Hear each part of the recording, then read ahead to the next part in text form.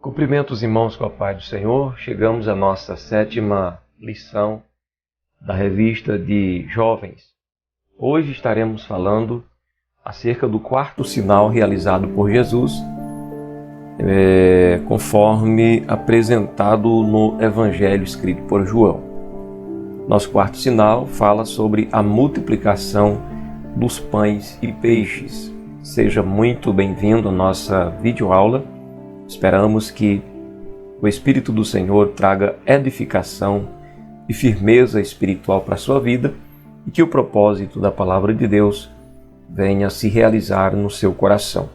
Já que estamos estudando durante esses 3 meses acerca dos sinais que são manifestados por Jesus, realizados por Jesus, com o intuito de nós conhecermos a sua divindade através daquilo que ele realiza diante das pessoas. Nosso texto áureo, ou nosso texto principal da lição, encontramos aqui em João capítulo 6, versículo 11, que nos diz: "E Jesus tomou os pães e, havendo dado graças, repartiu-os pelos discípulos, e os discípulos pelos que estavam assentados, e igualmente também os peixes quanto eles queriam." Os sinais, conforme já dito, servem para atrair as pessoas para Cristo, a fim de que possam ouvir sua palavra e crer nele. Nosso texto bíblico para conferência do assunto, para nossa edificação, está em João capítulo 6, versículo 3 ao versículo de número 12. Fala de quando Jesus sobe ao monte, assentou-se ali com seus discípulos, e era ali a Páscoa, a festa dos judeus, estava próxima.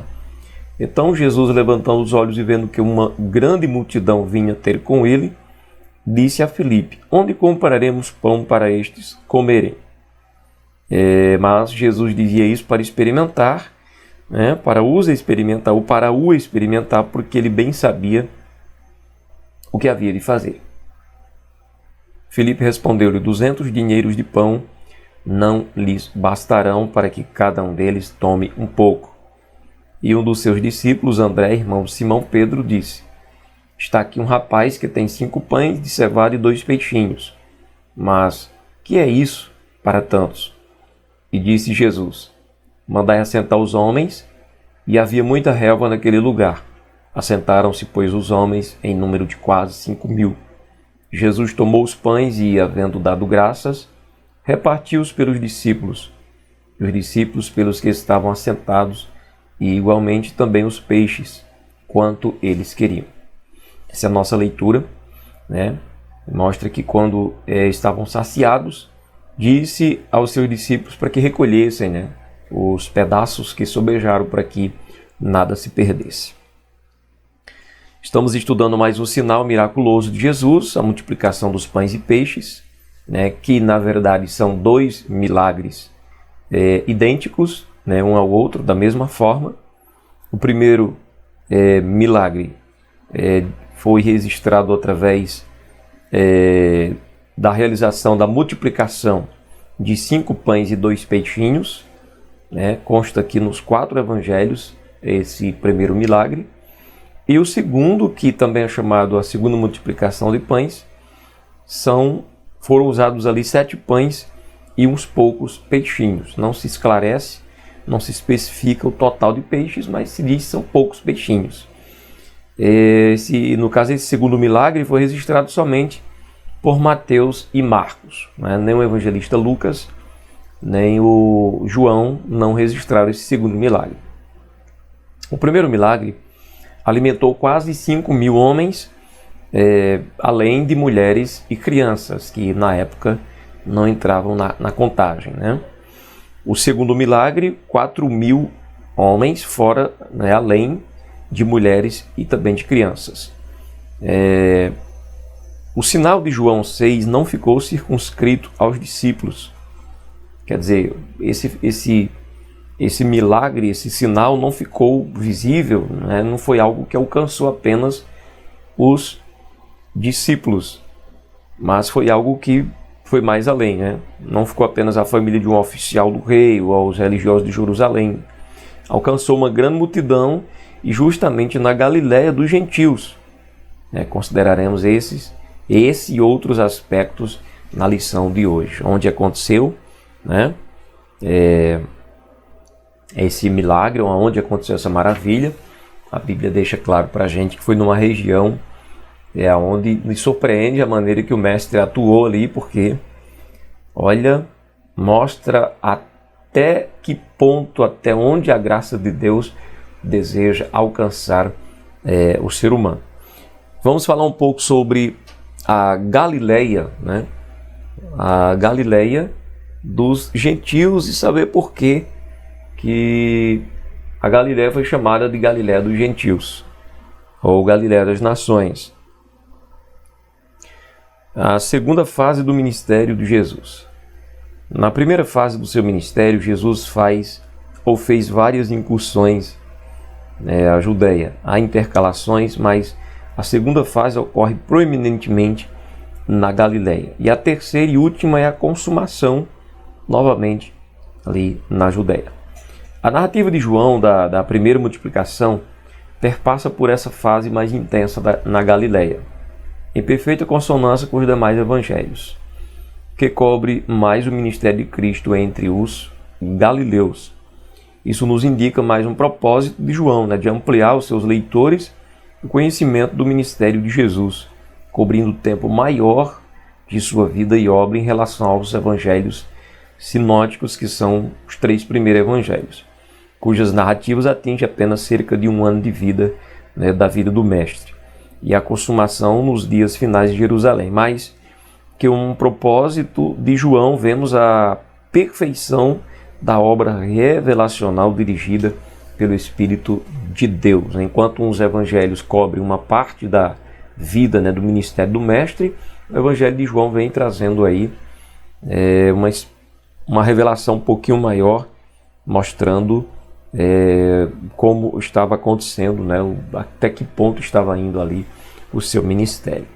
Abrir esse parêntese e falar um pouco sobre o ministério de Jesus entre os galileus demonstra como isso não passou totalmente ao largo das narrativas joaninas. Em João 7, versículo 1, há um registro sintético dessa fase, ao dizer que Jesus andava pela Galileia, já não queria andar pela Judéia, pois os judeus procuravam matá-lo. Então ele agora começa a andar pela Galileia.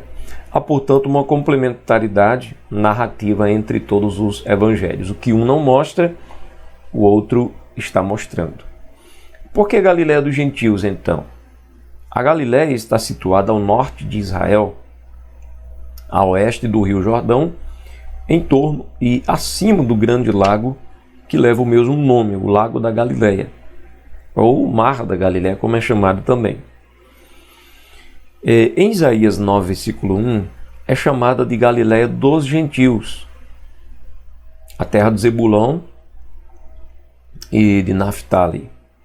As tribos que nos dias de Josué herdaram a região, foi devastada quando da invasão da Síria, por volta de 733 a.C., e teve sua ocupação alterada, com o passar do tempo.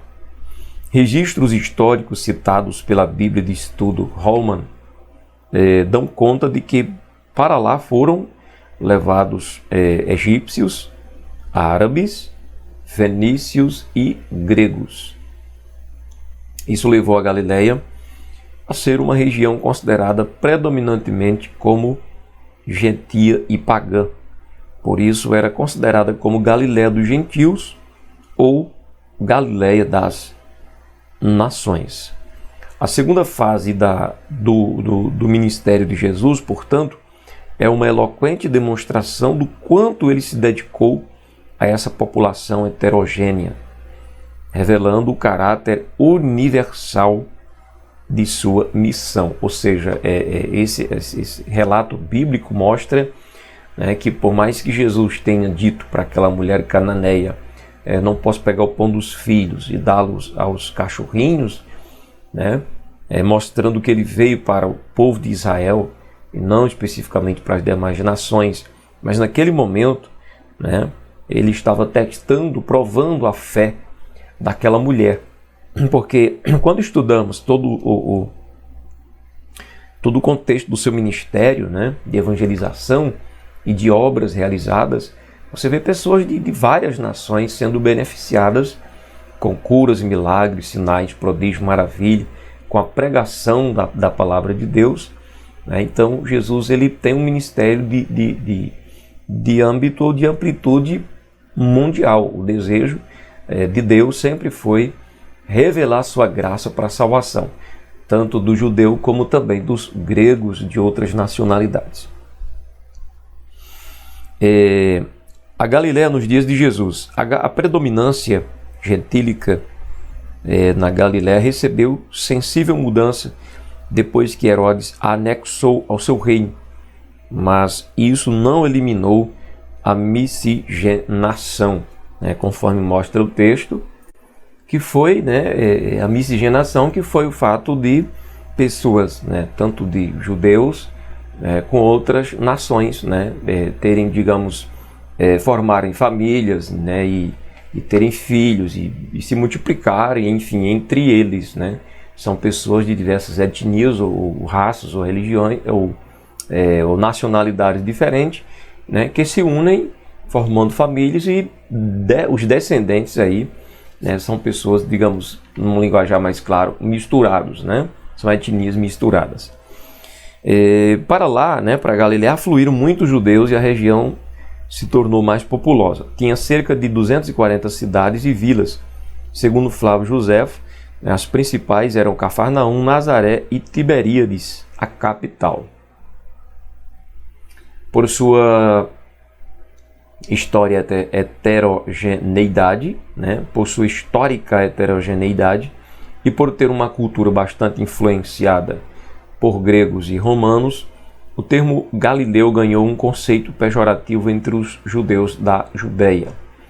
Esse era um dos motivos que apresentavam, né, para a rejeição de Jesus, que consideravam ser um galileu, né? Muito embora Jesus tenha nascido na região ali da Judeia, né? Na Judeia.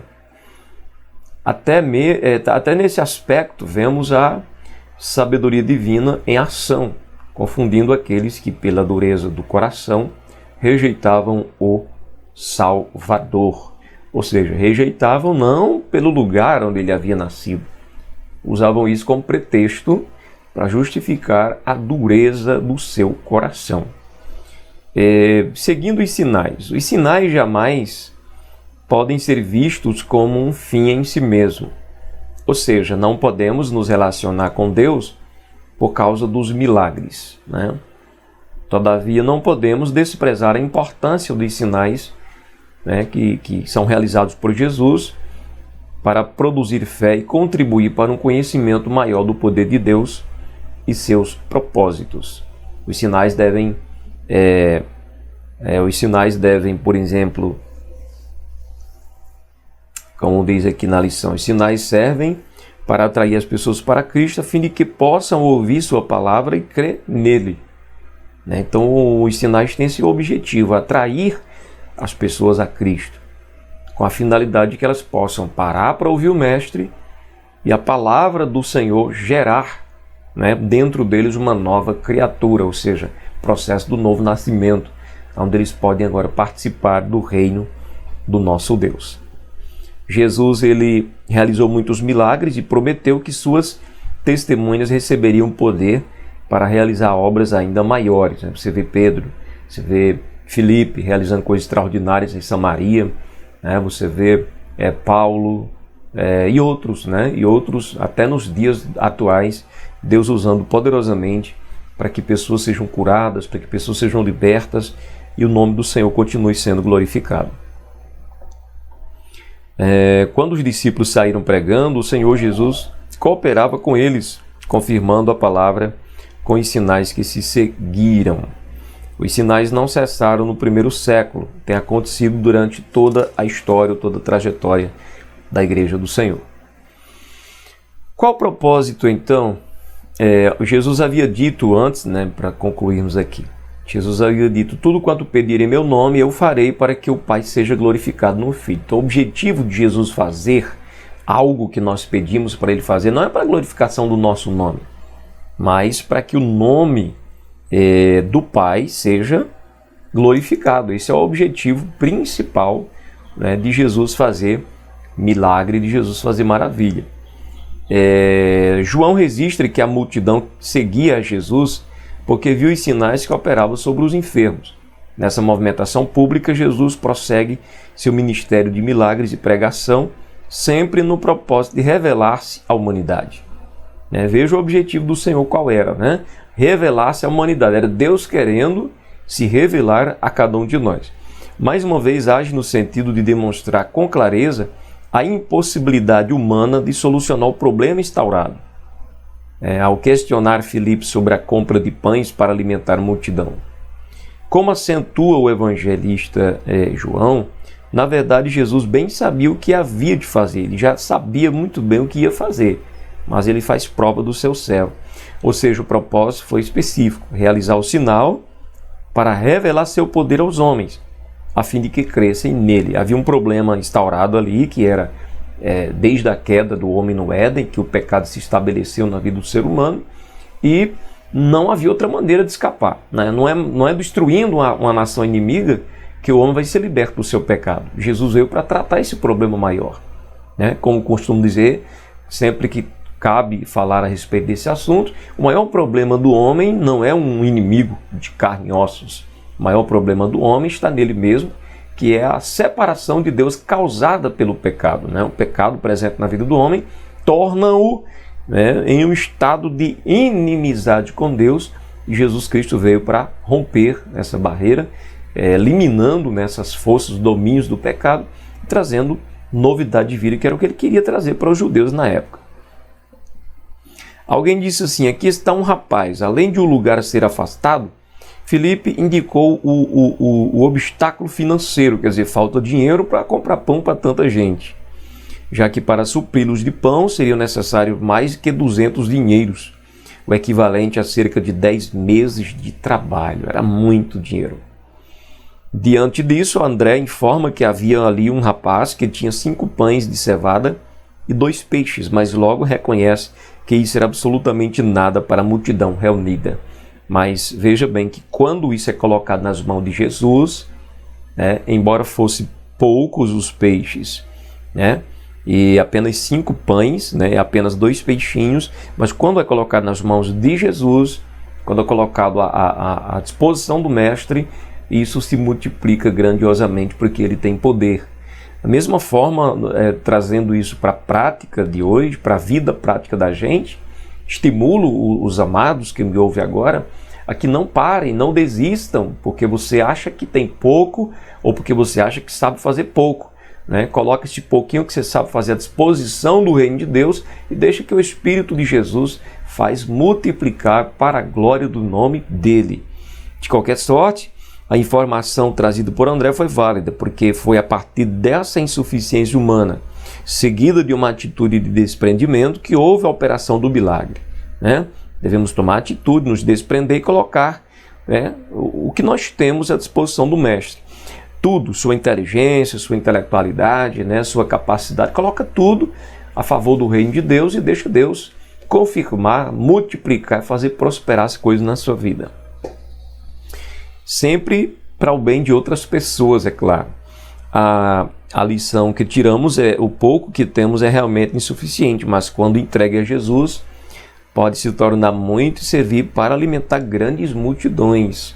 Então não podemos ser soberbos ao ponto de pensar em nós mesmos. Devemos pensar que o que nós temos, colocando nas mãos do Senhor, vai servir para outras pessoas. Para o bem, claro.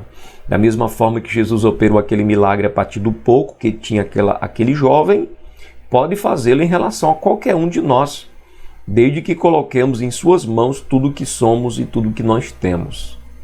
Como o rapaz, aqueles 5 pães e 2 peixinhos continuariam sendo, com o rapaz, no caso, aqueles 5 pães e 2 peixes, continuaria sendo apenas 5 pães e 2 peixes. Entregues a Jesus, porém, foram multiplicados, alimentando ali uma multidão de pessoas.